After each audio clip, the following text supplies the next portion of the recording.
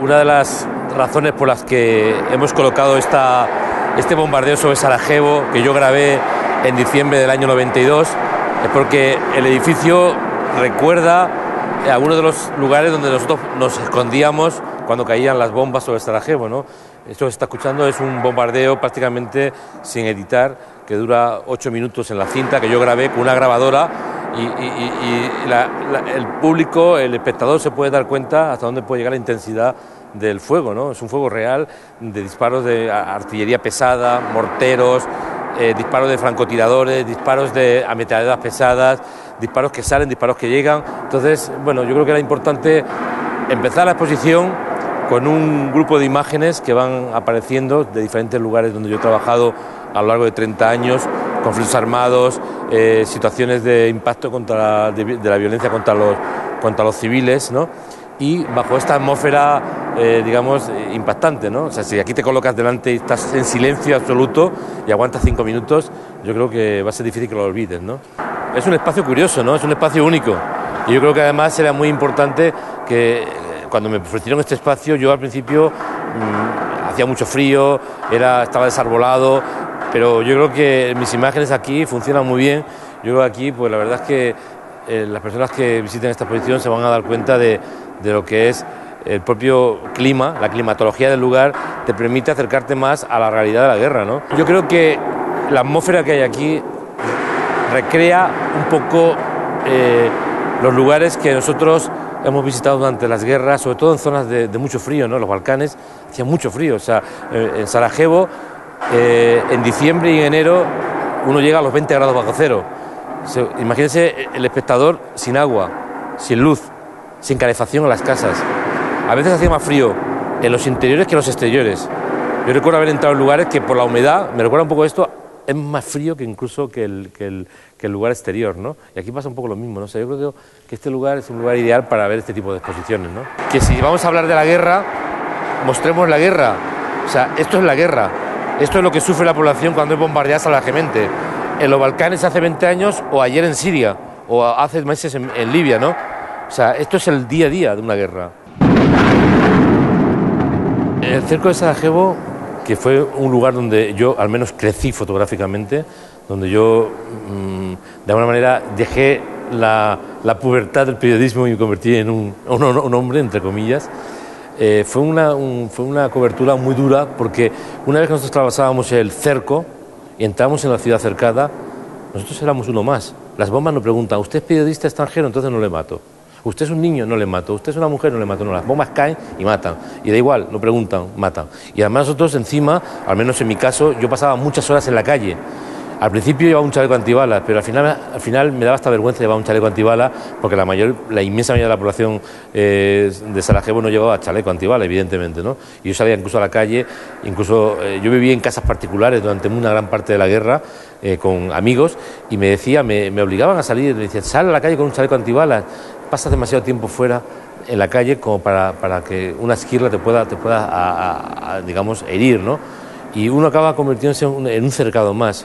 Por eso los periodistas que estuvimos en la guerra de los Balcanes y especialmente en el cerco de Sarajevo vivimos con una manera tan absolutamente brutal ese cerco, ¿no? Porque nosotros éramos unos cercados más. La única diferencia es que nosotros cuando decidíamos salir de la ciudad podíamos irnos, con dificultades, pero nos podíamos ir. El miedo es el mejor bálsamo contra la estupidez. Y yo creo que quien diga que en un conflicto armado no pasa miedo es un insensato, un estúpido o simplemente un bocazas. Yo conozco a los mejores periodistas del mundo, a los mejores fotógrafos del mundo, y los mejores, los que han hecho trabajos increíbles, la inmensa mayoría, salvo algunos, sinceramente, han pasado miedo. Y es importante pasar miedo, es ser consciente de que un error te puede costar carísimo, ¿no? Que hay que medir muy bien lo que va a hacer uno. O sea, a veces lo valiente no es dar el paso hacia adelante, lo valiente es retroceder, lo valiente es irte de un lugar donde realmente lo que está pasando es muy difícil de controlar, ¿no? Por dinero, evidentemente, en cualquier parcela de la fotografía da más dinero que la fotografía de conflicto. Eso, evidentemente, no puede ser una razón. Y, de hecho, yo trabajé durante muchos años de camarero, muchos años, estamos hablando de 17 años de mi vida, hasta los 31 años de camarero para poder financiarme los viajes que hacía. Uno ahorra para ir a la guerra, por dinero es imposible. La adrenalina, no sé, yo creo que al principio uno en un conflicto se siente de alguna manera, lo ve como una aventura cuando es muy joven, pero si es consciente del dolor, de la violencia que se ve en una guerra, al final no vas a la guerra por una aventura, ni mucho menos, ¿no? Vas por otras razones, ¿no? Mi esposa, con ella llevo 27 años, o sea que no hay razón. Hay veces hay gente que piensa que uno se va lejos porque no tiene nada que hacer cerca, ¿no? Y yo tengo muchas cosas que hacer cerca, o sea que te quiero decir que al final tienes que buscar razones de peso. ¿Qué razones son las de peso? Creer en lo que haces, creer en este oficio. Para mí el periodismo es un oficio, no es una profesión, no es una profesión asalariada de 8 horas diarias, es un oficio de 24 horas al día. Y es tan importante este oficio para una sociedad como la educación y la sanidad. O sea, una sociedad sin buen periodismo es fácilmente manipulable. Por otra parte, los periodistas debemos ser los vigilantes del poder, no los amigos del poder. Por esto, en este momento estamos tan absolutamente mal vistos como periodistas, porque la mayor parte de los periodistas, o muchos periodistas, sobre todo en puestos clave, se han hecho amigos del poder. Cuando tengo momentos porque hay momentos en los que arrojaría la toalla, dirías, estoy harto de esta profesión, de este oficio, estoy harto de los medios de comunicación. Piensas que has tenido la suerte de que sigues vivo, has tenido la suerte de que las esquirlas y las balas han ido en el lugar contrario a donde tú estabas, has tenido la suerte que han tenido unos compañeros que han muerto ejerciendo valerosamente el periodismo con mayúsculas. La verdad es que el peor momento para mí de un viaje es cuando le doy al cero el ascensor de mi casa y bajo del cuarto al cero. Y me está esperando un taxi igual, pues no sé a qué hora de la tarde o de la noche, con el equipaje, que llevas 20 kilos de equipaje, llevas 20 kilos de cámaras, ordenador, vas con 50, 60 kilos y tienes que empezar un nuevo viaje largo, ¿no? Y que ahí, en esa casa, se queda tu familia, ¿no? En mi caso, mi mujer y mi hijo. Yo tengo un hijo ahora de 14 años, hoy ha cumplido 14 años, ¿no? Entonces, bueno, es difícil, ¿no? Es complicado dejar la vida natural, la vida normal y corriente, la vida en caliente, la vida, bien acondicionada, y tener que llegar a lugares donde están pasando cosas horribles, ¿no? Al principio del viaje, pero bueno, en el momento que llego al lugar de los hechos, lo primero que ya pienso nada más llegar es cómo voy a empezar a transmitir, qué tengo que escribir. Pero claro, cuando la gente me pregunta cómo puedes escribir, hacer radio y hacer fotografías, yo siempre les digo, porque me levanto antes que vosotros y me acuesto más tarde que vosotros. O sea, estoy trabajando todo el día. Incluso cuando duermo también sigo trabajando, porque las imágenes me acaban apareciendo en la mente, ¿no? Entonces es un momento difícil.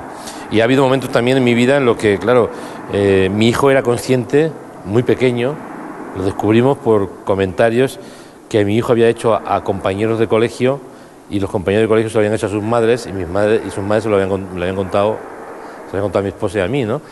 Que yo decía, estoy muy preocupado porque mi padre está en Irak, ¿no? Y estamos hablando del año 2004, con secuestros, bombardeos, bueno, era un momento durísimo. Apenas había periodistas, bueno, españoles raros y extranjeros muy pocos.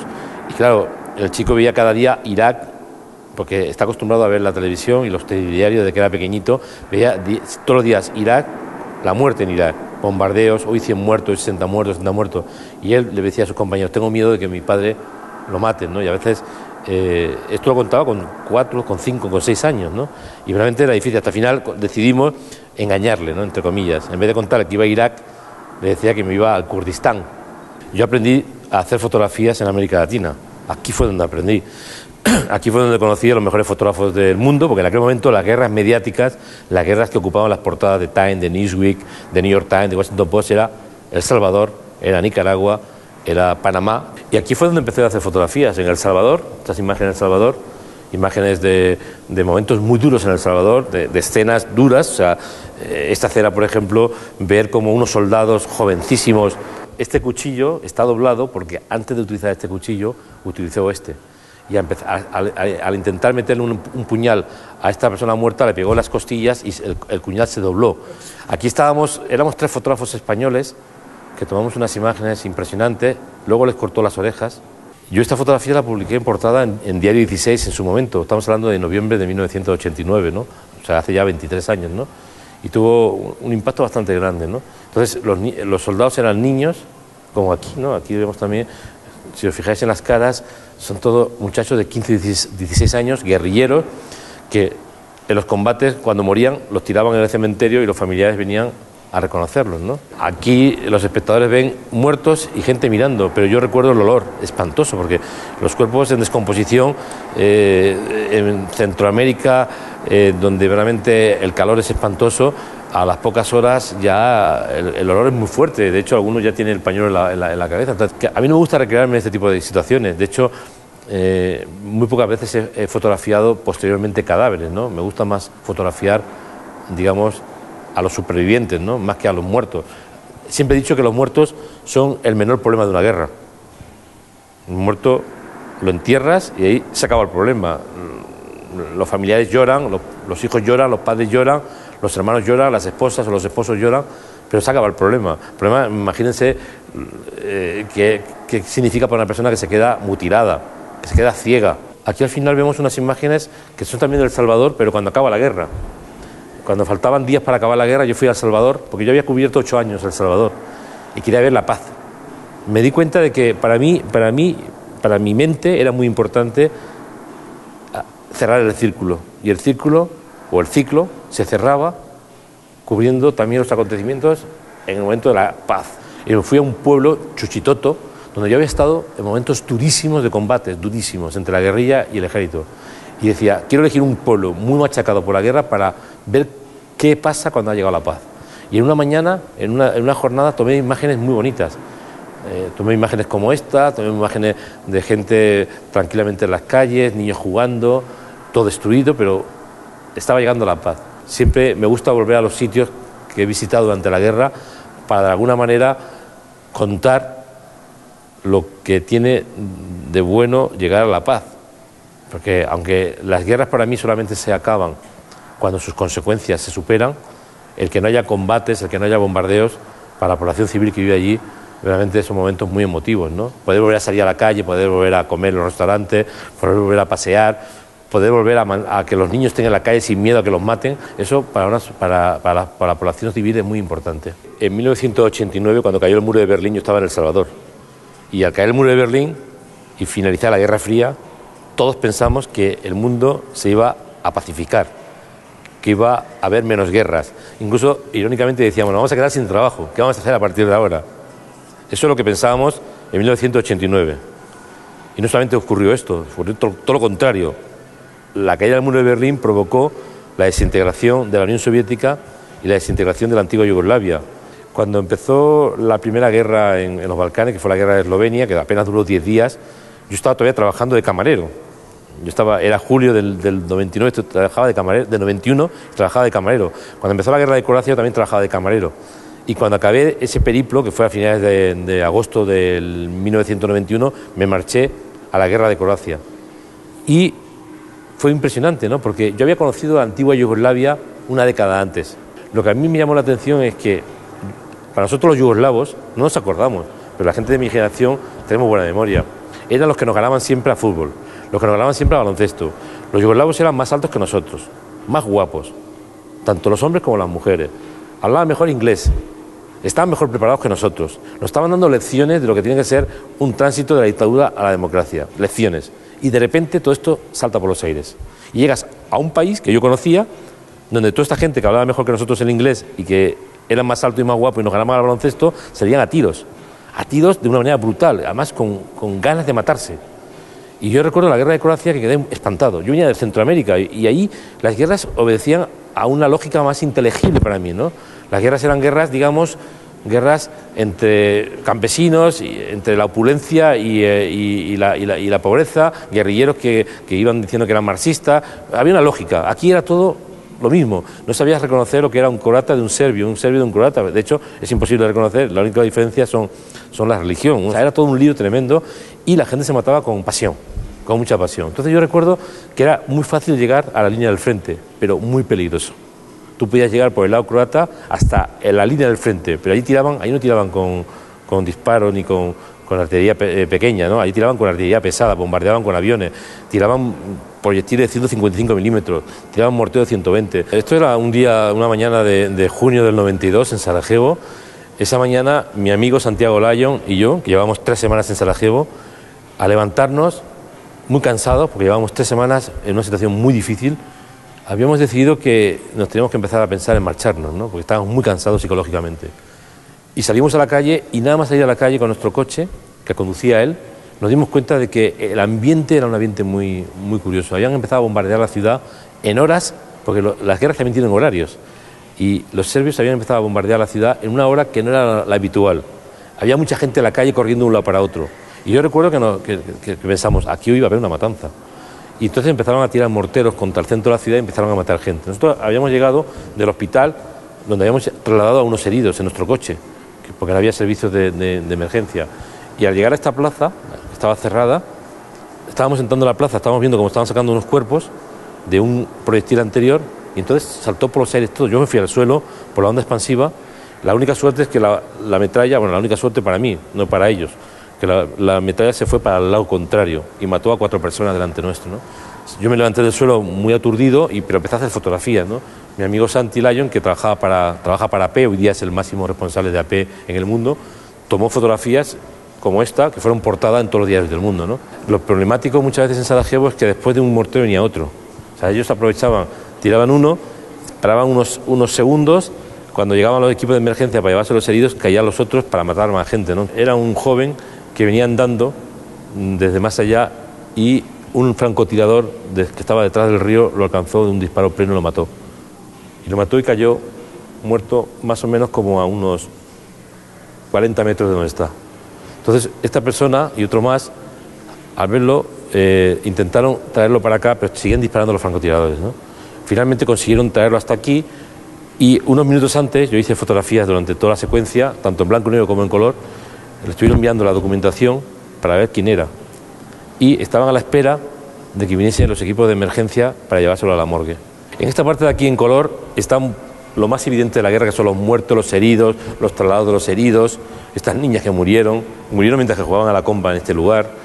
Y en este lado de aquí frontal está un poco más esas imágenes que para mí son mucho más importantes que fotografiar esto. O sea, yo al final he llegado a la conclusión que estas imágenes tendrán más duración que estas imágenes, porque tienen más que ver con la trascendencia del tiempo.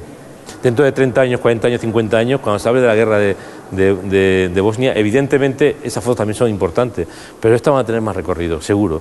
Y en cambio no es tan evidente la muerte, pero es la vida, la supervivencia. Estos niños estaban jugando aquí a baloncesto, a 50 metros donde estaba habiendo un intercambio de disparos entre francotiradores. Estos niños están aquí en una cena que puede ser bonita en un pueblo del Pirineo aragonés o aquí, pero lo que nadie sabe o nadie recuerda es que muchos niños murieron en Sarajevo mientras jugaban en las calles o mientras hacían colas del agua. Este otro bloque aparece el Kosovo del año 99, 98 y 99. Estamos hablando de una guerra posterior, 8 años más tarde, ¿no? Algunas fotografías como estas son del año 98. Es una muerte, una imagen bastante que desde mi punto de vista es muy potente. Nosotros llegamos aquí porque nos supimos que había tres muertos, entre ellos un niño, un adolescente. Conseguimos sortear los controles y vimos nosotros los muertos antes que las familias. Y aquí yo iba encima del carrito este, que era el carro que tiraba un tractor, cuando iban a entregarle el cuerpo de este muchacho a su familia, ¿no? Y aquí está el padre abrazándolo, ¿no? O sea, en este caso era importante documentar este tipo de historias. De hecho, esta fotografía dio la vuelta al mundo, porque yo trabajaba en ese momento para AP, se publicó por todas partes y tuvo mucho impacto, ¿no?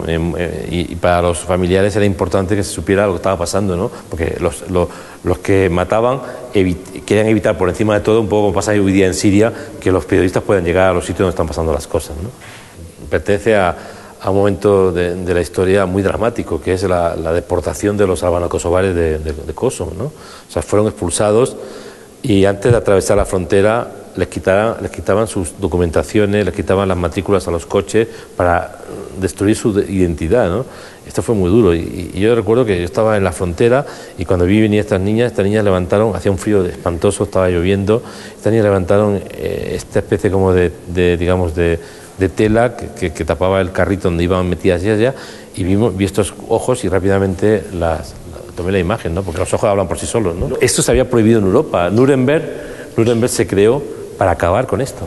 Y de nuevo los diplomáticos europeos, los políticos europeos son tan hipócritas, tan insensatos, tan obscenos, permitían que esto volviese a ocurrir, ¿no? O sea, yo a veces pienso en la cantidad de políticos europeos, diplomáticos europeos, con nombres y apellidos, que han vivido de estos conflictos, que han ganado dinero con estos conflictos.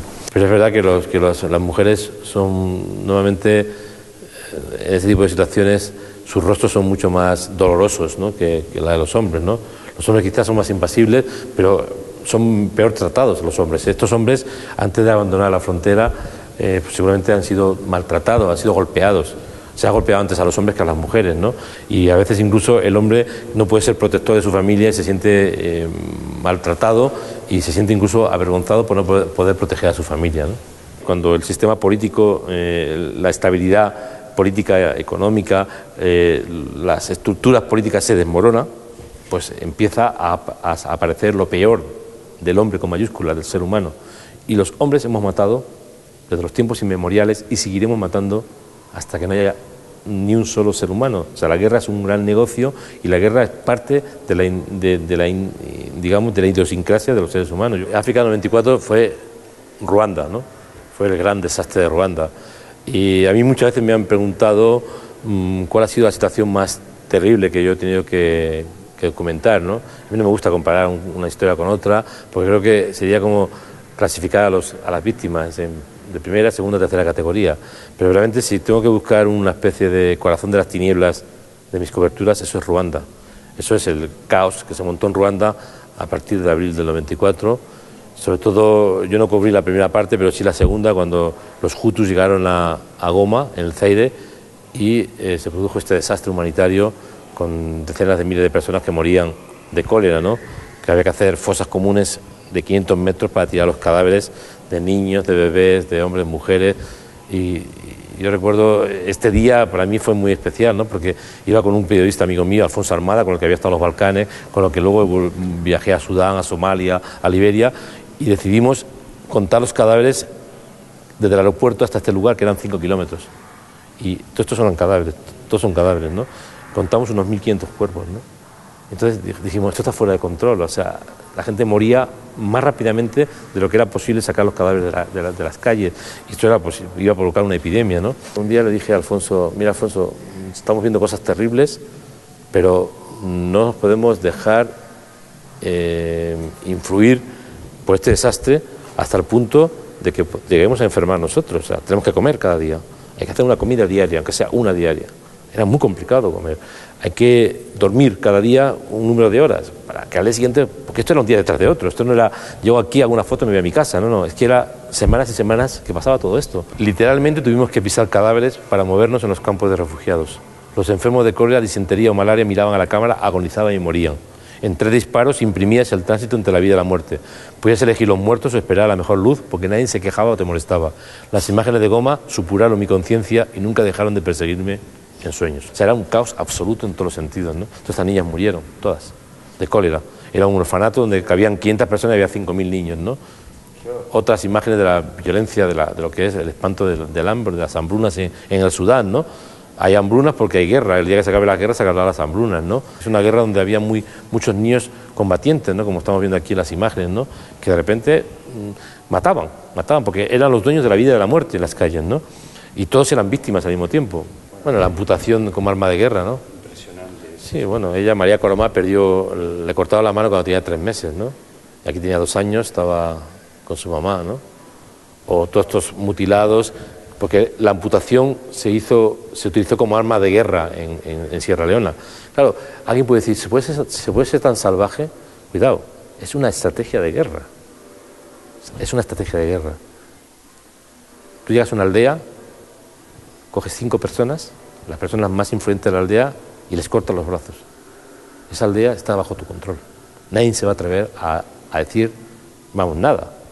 El pánico, has creado el miedo y todo el mundo va a estar a tu lado. Fue terrible, esto fue en enero del 99, la guerrilla sierraleonesa lanzó una ofensiva contra la capital y empezaron a llegar a los hospitales centenares de personas con los brazos cortados, ¿no?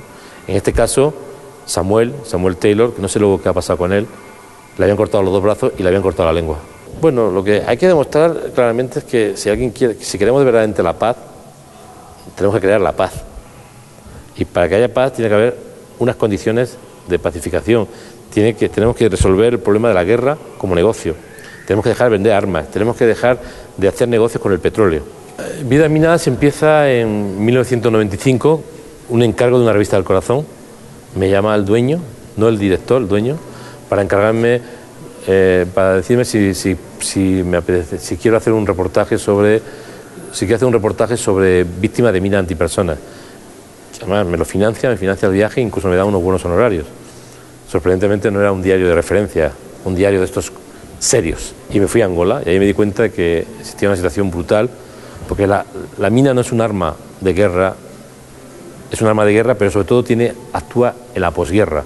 Cuando los campesinos regresan a los campos, a sus aldeas, los refugiados regresan, los desplazados regresan, cuando los niños empiezan a ir al colegio, cuando empiezan a ver los accidentes de minas, porque las minas se han quedado allí después de finalizar la guerra, ¿no? Era una historia general sobre el problema, donde yo mostraba imágenes de la vida cotidiana en hospitales, desminadores heridos, prótesis, niños sin piernas. Cuando la gente te pregunta, ¿y cómo se puede desminar? Yo siempre pongo el mismo ejemplo. Si un grupo armado entrase en el campo del Barcelona o del Madrid a poner minas, en 2 horas minaría todo el campo. Si luego entrase un grupo de desminados para quitar las minas, necesitaría 2 meses. Una de las partes principales de Vidas Minadas es el seguimiento de historias personalizadas. Esta es una fotografía que yo tomé en enero de 1996 y es cuando este chico estaba a punto de perder la pierna. De hecho, tengo la fotografía del momento que le están cortando la pierna del quirófano. Meses después regresé, lo fotografié ya sin pierna. 5 años después lo fotografié, él es el mismo, con su prótesis, y 10 años después lo fotografié con su familia. O sea que ahí, entre aquella fotografía y esta, hay 11 años de diferencia. Y es un poco lo que es el proyecto de Vidas Minadas, como aquí. Y en el caso de Sofía, un poco lo mismo, ¿no? Estos 4 retratos muestran claramente, o esta fotografía está aquí, ¿no?, de la vida cotidiana de esta niña, que yo conocí en el año 97, aquí tenía 13 años, esta fue la portada de mi libro Vidas Minadas. Estos son 5 años después con su primer hijo, con sus 2 hijos, y esta es una fotografía tomada hace 3 semanas. Desaparecidos es un proyecto que atraviesa toda mi vida profesional prácticamente. Yo tenía 23 años cuando estaba todavía estudiando periodismo en la Universidad de Barcelona, cuando me topé por primera vez con la desaparición forzosa, ¿no? Y empecé a trabajar este tema. Y no sé, muy rápidamente me di cuenta de que la desaparición iba a ser un tema importante en mi vida. De hecho, a partir del año 84 que empecé a viajar por Centroamérica, 86 a Chile, 88 a Perú, cada vez que viajaba a un país hacía reportajes sobre la desaparición forzosa. A finales de los 90 empecé a trabajar ya, a documentar este trabajo, y al final, después de 13 años de trabajo, pude mostrar este proyecto hace un año, ¿no? Estas señoras están atravesando un campo santos, están atravesando un lugar donde se encuentran 600 cuerpos encontrados desaparecidos sin identificar todavía. Estas son las tumbas, ¿no? No se ve muy claramente, pero cada muerto tiene una especie como de palito, y ahí está enterrado para que algún día se puedan desenterrar y puedan ser identificados, ¿no? Yo creo que lo importante de esta profesión es que todos somos culpables de lo que ocurre, aunque creamos que determinadas historias están muy alejadas de nuestras vidas, somos responsables de forma activa o de forma pasiva. Somos responsables porque tomamos decisiones o porque no las tomamos. A veces, cuando hay matanzas, los responsables son los que matan y los que impiden matar. Para mí, cada vez que muere alguien en un país en guerra, en un conflicto armado, ese muerto es responsabilidad de todo el mundo. Lo podemos ver como queramos, cada uno podemos decir que yo no puedo hacer nada, pero todos podemos hacer algo. O sea, de alguna manera, la prensa tiene la obligación de denunciar, los ciudadanos tienen la obligación de no creerse las mentiras de sus políticos y de censurarlas, los diplomáticos tienen la obligación de actuar para evitar males mayores, los políticos tienen la obligación de no vender armas, no convertir la guerra en un negocio, las petroleras y sus directivos tienen la obligación de no corromper a los países, a los gobernantes, y todos somos, de alguna manera, estamos implicados en esta, digamos, violencia que para mí es difícil de entender, ¿no? Porque yo creo que un mundo justo sería mucho mejor que un mundo injusto, ¿no?